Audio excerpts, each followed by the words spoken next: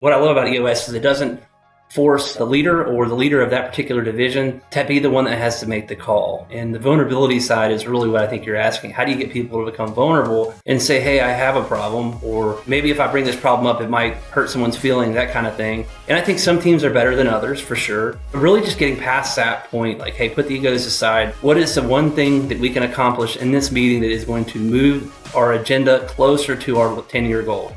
Or a 3-year goal, or a 1-year goal. Really just getting that buy-in, it just takes time. You're listening to BlueTube, the home services podcast featuring the top owners, marketers, and operators across the trade, bringing contractors together to uncover real problems, provide real solutions, and push the trades forward. This is BlueTube. Hello, everyone. Welcome to BlueTube. I'm your host, Brandon Doyle, and today I am joined by Patrick MacIsaac, managing partner at the Roby Family of Companies. Patrick, how are you doing today? Thanks for joining us. Good, Brandon. Thanks for having me. It's a pleasure. Patrick, if you don't mind, will you just quickly introduce yourself and talk to us a little bit about your experience, how you came to Roby, and then talk about your current position at Roby Family of Companies? Yeah, so I started at Roby in 2010. I was in the industry. I worked for Ferguson Enterprises from 2004 to 2010. And then the owners of Roby, Trent and Travis Haston, we had a mutual friend who's our current COO, Dave McGuire. And Dave and I worked at Ferguson together. And, I'll never forget it. I got a job description from Dave about Roby Electric, being a general manager of Roby Electric. And I was sort of like, hey, man, I'm pretty happy where I am. I don't really think this is something that I'm interested in. Have tons of respect for what you all are doing over there. And he was sort of like, just come hear us out. So I did, and sort of got the vision laid out of what Roby was trying to do with their Roby Electric brand, and was kind of at that age where I could make a move like that and haven't looked back. And that was 2010. I think my first day was September 1st, 2010. We were just Roby Electric in the market. And primarily, most of our work was servicing existing clients from our Andrew Roby residential brand, which has been in the market since 1950. As I mentioned, Trent and Travis are third-generation owners, and just done a remarkable job from a marketing standpoint of the brand awareness. And so we had a lot to build off of. And so 2010, we got rolling, or I got rolling, trying to help build out this electrical business. We were able to get some growth initially. Ultimately, the long-term goal was to be able to do MEP, mechanical, electrical, and plumbing out of our services brand. And so in 2017, we acquired a local company called W.H. Hobbs Plumbing that has been in the market for over 100 years, and actually organically started HVAC kind of around the same time. That's how we kind of got the mechanical, electrical, plumbing, all three of those under the Roby Services brand, which we dropped the Roby Electric and then established Roby Services around that time as well to kind of encapsulate those three services. Very cool. So in 2010, how big was Roby Electric revenue-wise or even employee-wise? How big was Roby Electric when you came over from Ferguson? I think we maybe were 10 or so employees, maybe around $1 million overall revenue. And then paint the picture for us kind of leading up to 2017 when that expansion into HVAC and plumbing happened. What did your growth trajectory look like there? And was it in 2017 and those additional services that really kind of generated that revenue lift for you guys? Or was it just slow, steady, organic growth? More slow, steady, organic growth, to be honest with you. We had some pretty good blips where, with some years that were stronger than others, but that certainly helped. I mean, the plumbing business was... they weren't huge by any stretch, but they were again, they had a very good brand, very good people, and very good clients. So that was really, and we had some vast experience working together. So more slower organic. And then we've been able to add on locations. We have one in Boone, which is in the mountains area. We have actually an Andrew Roby office up there as well, that's doing custom homes and remodeling. And then we recently just started a services office in Greenville, South Carolina.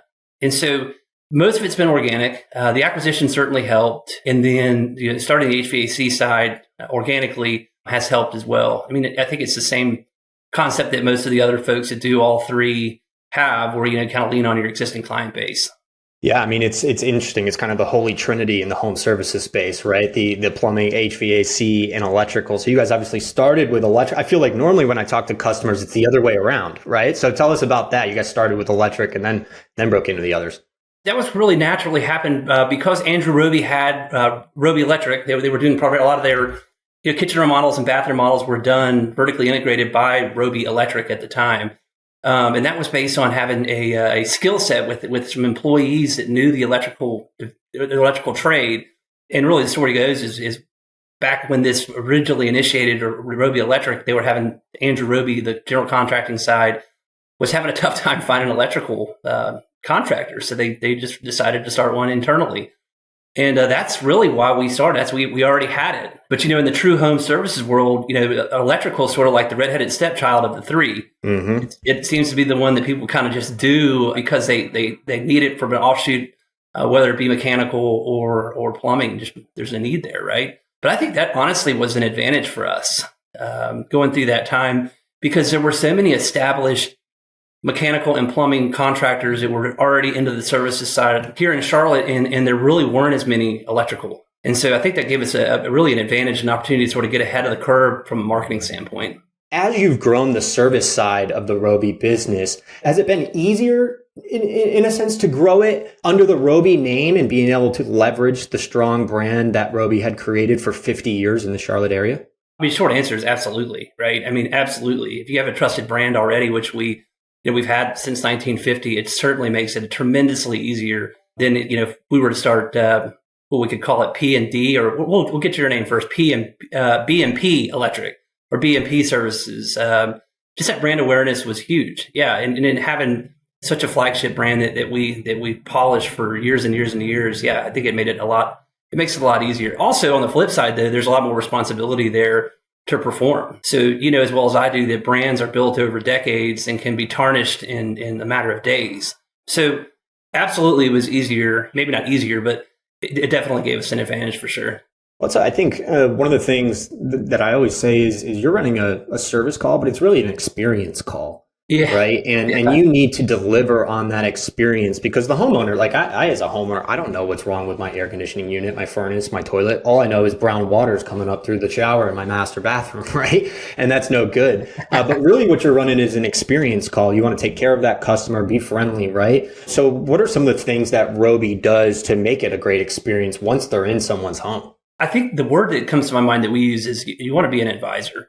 We're taking somebody on a journey. It is an experience. Many times the stigma on a service company can be poor because everybody has that one friend that's had a bad experience. So you're kind of battling that. It's just trust. Hey, we're not going to take advantage of you. We're going to do the right thing. If it's not right, we're going to make it right.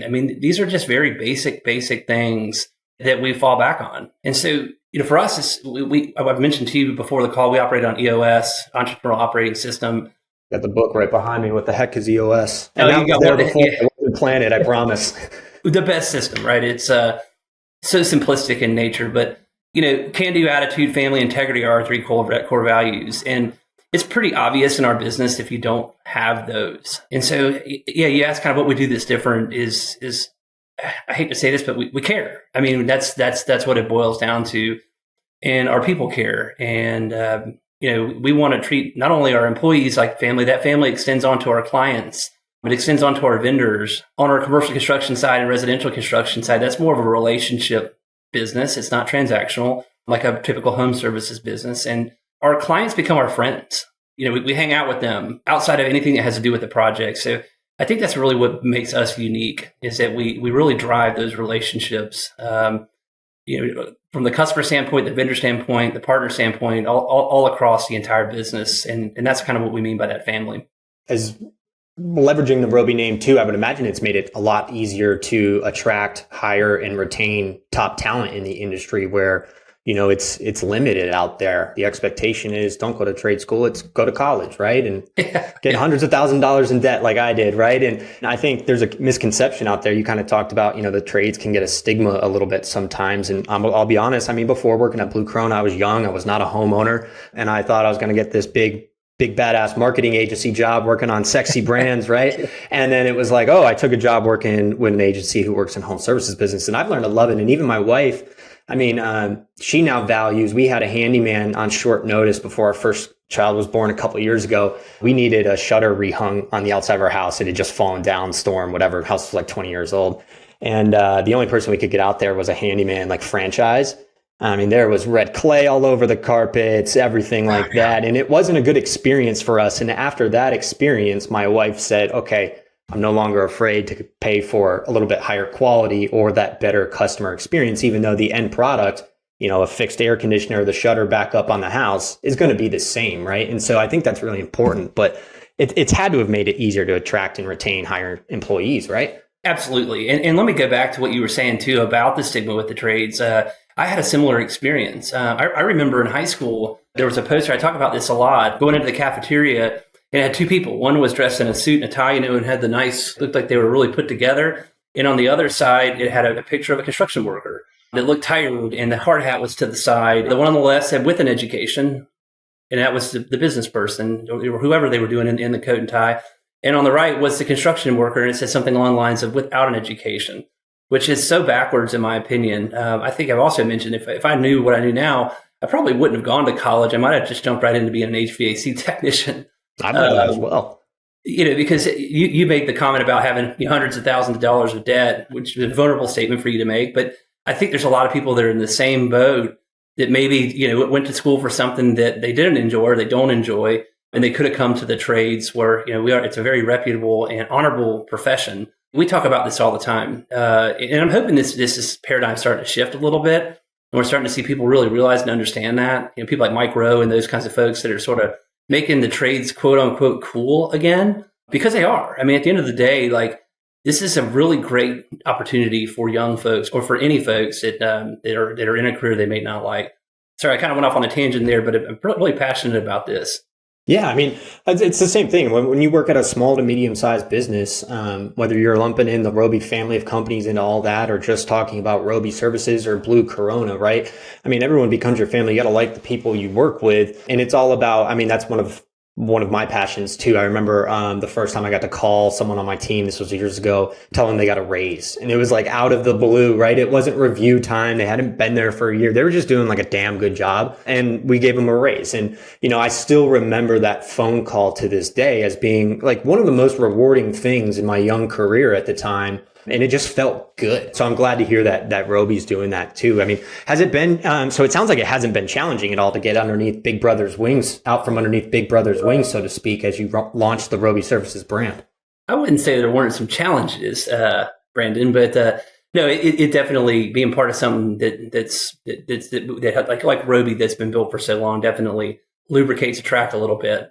But what you were talking about is culture, right? I mean, that's what we're really boiling down to is you're talking about giving a raise out. I mean, it kind of gave me it makes your arm hair stand up. I mean, it's just so cool to be able to have that impact on somebody else's life, which you're being able to do at a super young age. So it's cool that you remember that.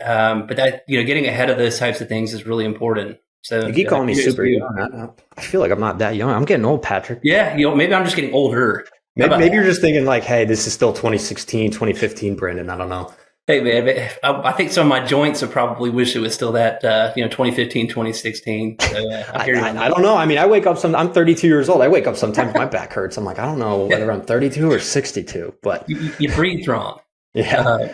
We were talking a little bit too about getting back to the basics, which of course EOS helps us do, right? And funnel those issues around. So can you dive into some of those things when you talk about getting back to the basics that you're focusing on this year?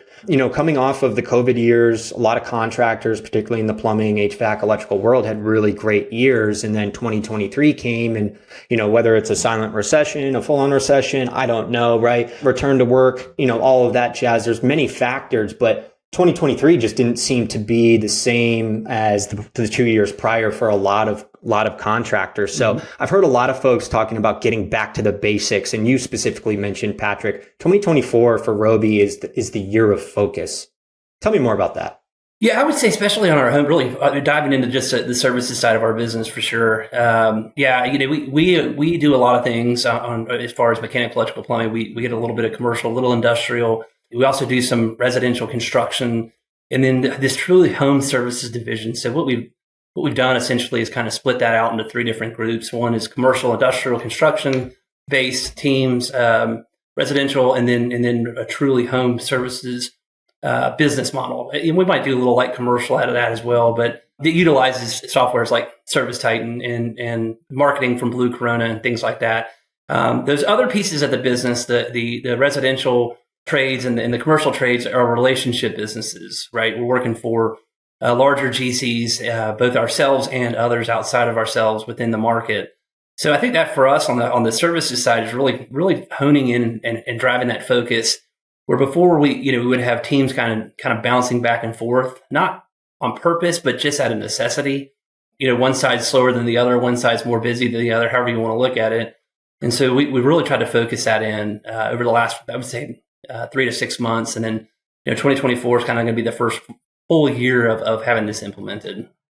So you've mentioned EOS a couple times, and using that as an operating system. How have y'all used EOS and implemented it? Has it been well received? You mentioned you've also been using it for years. I love using it here at Blue Corona because it allows us to work on the business and pull ourselves out. And again, work on the business and solve for things like processes or people, resources, right? So how has Roby specifically been using that to help improve, whether it be operational efficiencies or what have you?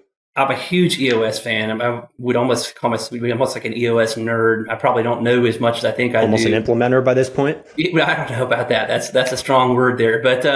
But we actually self-implemented it initially. So we did this internally. Our commercial construction team and services team did. I read the book Traction after visiting a friend who was in a similar type industry than we're in.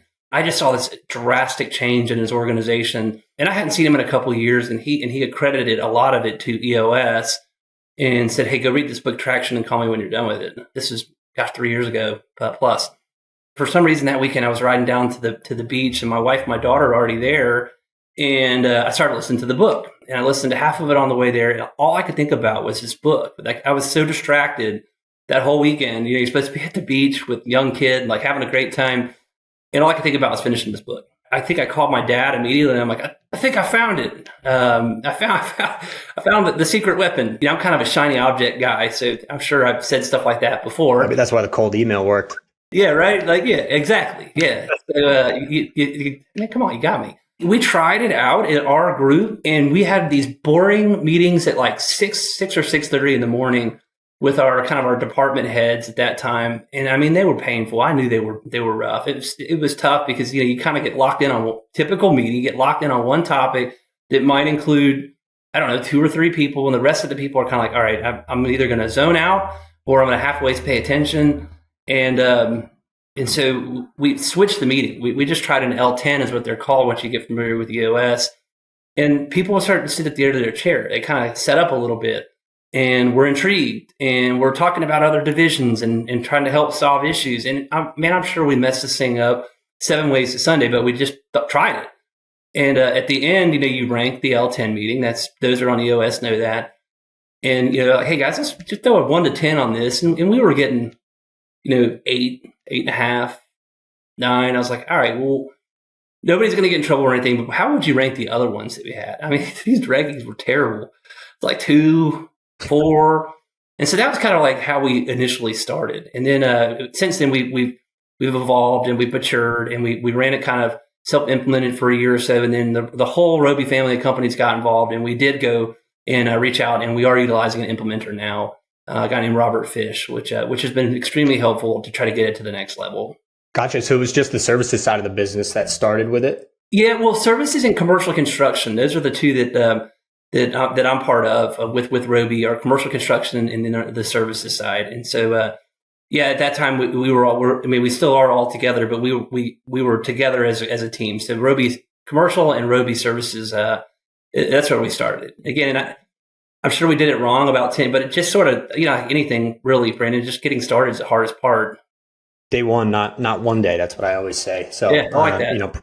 Yeah. Day one, not one day. How did the team respond to implementing that? It sounds like pretty well, but again, we run on EOS here at Blue Corona, and it really is on the team to bring problems to the table, which in my seat, I always encourage them to do because I'm so far removed from the day-to-day of their world and what they're executing on a daily basis that I couldn't tell you what the first problem is, right? But they're in it every day. So it really is on the team to be accountable, bring those issues, bring solutions, as part of that EOS operating system. So how did your team respond? How did you hold everyone accountable to make sure that, hey, we're adopting EOS and we've got the buy-in, like we're all in on this? Well, a couple of things kind of come to mind from what you just said.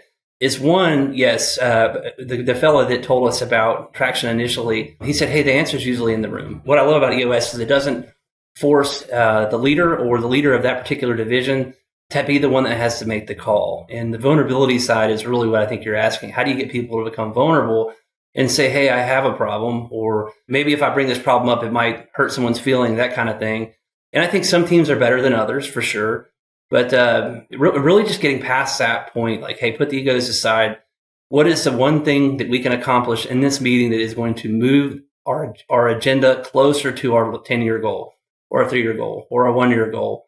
And so really just getting that buy-in, it just takes time. That's all I can say. Like, I think initially it was easier for us with the group that started it, and it was easier with some of the management folks, and then you kind of work it down. But as folks start to see real change and it gives them really a voice once a week. If there's a problem, I kind of tell people, hey, if it's pissing you off, add it to your L10. If it's annoying you, add it to your L10. And the hope is that they do, and they see an opportunity that actions are happening and to-dos are being created. Our implementer calls issues, he also calls them opportunities. They can be opportunities. Let's not, just because the word issue is used doesn't mean it has to be something negative. I hope that answers your question. Yeah, absolutely. I mean, in my experience too, I mean, it all is on, getting buy-in from the top down and kind of walking that walk and talking the talk. Because if for everyone from the newest hire to someone who may be just a specialist or a technician, if the managers aren't doing it or whoever they report to in leadership isn't following it and actively working on it, like you mentioned, like take the to-dos, but like, let's get those to-dos done. And show some progress. In my experience, that was kind of the tipping point to say, aha, maybe I got my first issue or opportunity solved for, and now my life is a little easier. And now I feel a little bit more comfortable bringing some of these opportunities to the L10. No, I think that's well said. One example that I can give you is I was sitting in a room that shared a wall with our conference room. This is at, I don't know, quarter till 7, and our commercial plumbers were having their L10. And I could hear it. And I wasn't eavesdropping. I really couldn't hear what they were saying, but you could tell by the tone, right? And guys were getting really deep. Guys and gals. Well, like it's an all-male group, unfortunately. We could talk about that as well. But they were getting deep with one another. They were getting real with one another. It was so fascinating. And I was so proud and happy that this group of men at the time there were doing that with each other. And so I think that's a testament. Commercial plumbers aren't typically known. They're tough and they're out working hard, just like most of the guys and gals in the trades are. But that was really fascinating to see. It was really cool. So, what is you talked about the 1, 3, 5, 10-year vision? What is the vision for the Roby family of companies and specifically Roby Services? We have an overall vision, 10-year vision of having 500 employees on the team or 500 families. Each employee has a family. We don't just employ the mom or the dad. It's really a family deal. And so we want 500 families represented by the Roby Family of Companies. That's amazing. How many families do you have today? We're around 140 to 145-ish, 146. So Patrick, you're well known within the Charlotte community. So how can people find you? LinkedIn is probably the easiest, man. I think, everybody goes to LinkedIn. I'm pretty active on there. And, as long as you're not trying to sell us insurance or something. No, I'm just kidding. Hit me up. I love to talk about this kind of stuff. We got the Super Bowl week. Are you a Panthers fan? I'm a proud PSL owner, although I don't know how proud I've been lately, but PSL owner. But we got the Chiefs versus the 49ers coming up. Do you have a dog in the fight? Well, let me back up. I'm with you. I moved here from Atlanta. I grew up in Atlanta. I went to Clemson and then came to Charlotte. Clemson. I'm a Syracuse fan. Yeah. All right. We're both orange. We'll agree on that. And so, man, when I got here, I was like, I'm going to adopt the Panthers, and I gave up the Falcons, and I'm sticking with them. I don't care how bad they are. We can gripe and complain, but we're not throwing the baby out with the bathwater. We're going to be back one of these days. But you asked about the 49ers and the Chiefs. I really haven't thought too much about it. I think I'm going to go with the 49ers, though, just because Mahomes has got one already, and I like Brock Purdy and Christian McCaffrey, the former Panther. I'm hoping Christian McCaffrey gets one. I'm 49ers are favored by 2, so it sounds like you're taking the 49ers and the points. I don't know, man. I don't like taking the points. I think the 49ers in the points, but it's so hard to bet against Patrick Mahomes. I mean, it's just unbelievable, this guy. Well, we have Reba McEntire singing the national anthem, and the over-under is set at 90 and a half seconds. So a minute and a half really is the over-under. We think Reba's going to go over or under? I'm going to think she's going to go over. I love these bets. These are fun. Over? Okay, I'll take the under then, and then we'll have to get back together and settle up afterwards. You do the coin flip? You got heads or tails? We get. I'll go heads. All right, I got tails. Fair. All right. Last one here. Brock, you mentioned Brock Purdy, not known for his legs or being a mobile quarterback. The over-under is set at 11 and a half yards, rushing yards for Brock Purdy. We think he had 30-something or 40-something last game, but he averages about 6 during the regular season. So we think he's going to get more than 11 and a half yards rushing. That's a trap bet. Every sack goes against that. So I'm going to go under. Okay. And last question, over-under number of Taylor Swift TV appearances if she makes the game. I know you got a daughter. I don't know how old she is. I've got 2. They're not Taylor Swift fans yet because they're still only 2 and 1. But I set my own line. Apparently, you can't gamble on how many times celebrities are shown. So I set the line at 10 and a half. We think Taylor Swift, if she makes it, it's going to be shown more or less than 10 and a half times. Oh, gosh. I'm going to say more. I think more. I think it's going to be way more. That's a good one. All right, Patrick. Well, we'll have to come back and see how these bets panned out. But really want to say thank you for not only being a Blue Crown customer, but your partnership over the years and your relationship with me. I value it and appreciate it. So, all right, Patrick, I'll let you go. Thank you very much. Okay, cool. Thank you, Brandon. That was a lot of fun. All right, thanks, Patrick. Enjoy the rest of your day.